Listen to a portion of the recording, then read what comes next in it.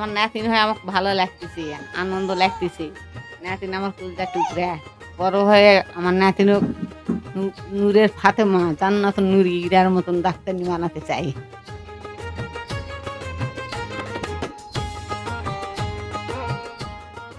আল্লাহ তাআলা অশেষ নিয়ামত, তিনি আমাকে কন্যা সন্তানের বাবা করেছেন। আল্লাহ তাআলা আমাকে খুশি হয়ে কন্যা সন্তান দান করেছেন।